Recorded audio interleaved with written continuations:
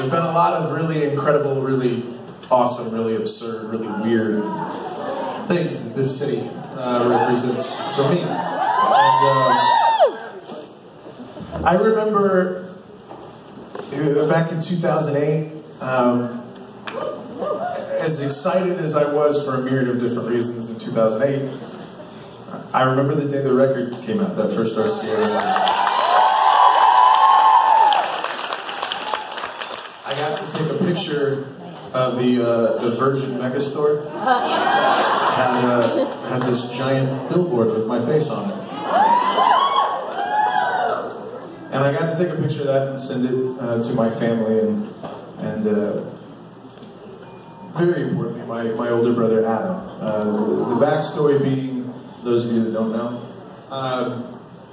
so while I was on Idol in 08, my older brother Adam was in Terre Haute, Indiana, going through his, at that time, I think 11th year of a brain tumor. And while I don't wish that on anybody, I was weirdly thankful in the context that it allowed me to have some perspective on this fishbowl experience that was being in LA and being on TV and having people like me, I guess.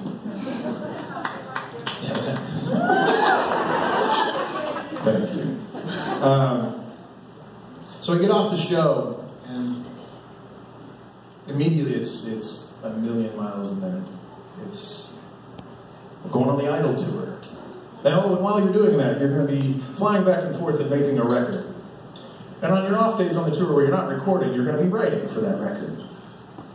You get off the tour, finish the record, single comes out, record comes out, so it's all the promo associated with that. So all of a sudden, we're at the beginning of 2009, and it's time to go on the road. So I spent the entire year of 2009 on tour, having an absolute blast. I'm on the road with my friends, playing to way more people than I was playing with, or playing to before. In fact, I'm pretty sure every crowd I had for the first 10 years I played before Idol could fit in this room. That's not an all thing, it's a fact thing. But in the middle of that tour, my brother died. And I'm not up here to tell anybody what the right or wrong way to deal with loss is, because I think it's completely dependent on what person's dealing with it. I did the exact wrong thing for me. I did not stop. I didn't even cancel, I rescheduled one show for my brother's funeral. And other than that, it was business as usual. And I thought, in the moment, this is perfect. I can stay busy, I can have a purpose every day, and I can process it as I go. Only that didn't happen. And got off the road, and it was time to write another record. And I quickly figured out that I was a fucking mess. I couldn't see 5 feet in front of my face to figure out that I was not dealing with it at all. So I go into these writing sessions, and the songs are terrible, dark, and I don't want anybody to hear them ever.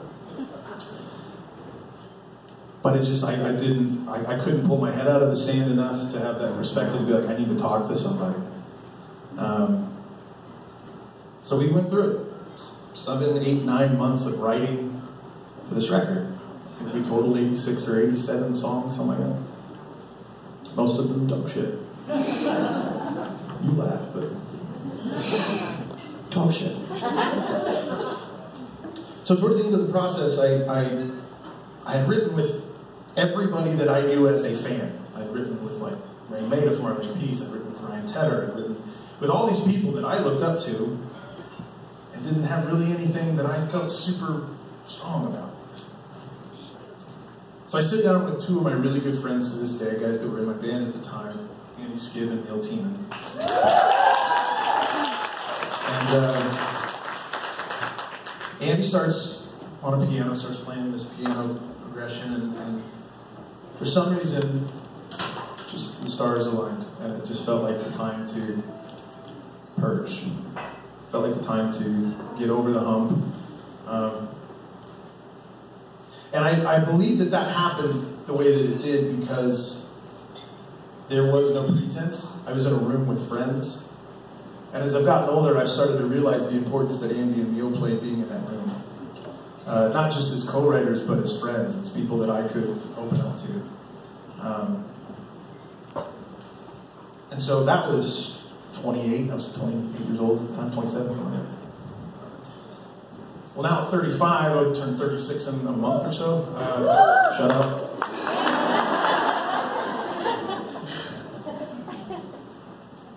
I acknowledge that what Andy and Neil did that day for me was they gave of themselves. They gave love. And I'm sure some of it has to do with getting to do a show this year like Kinky Boots and the message behind that show.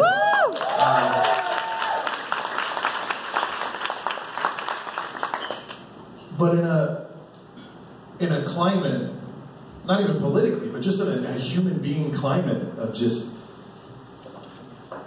fuck me, no, fuck you. It's, you have no idea what you mean to somebody.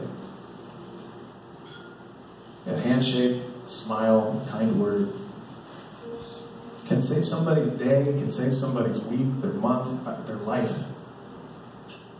And so as you go out tonight after the show, and you continue to live your life, if you take anything away from tonight other than some really stupid jokes, give love.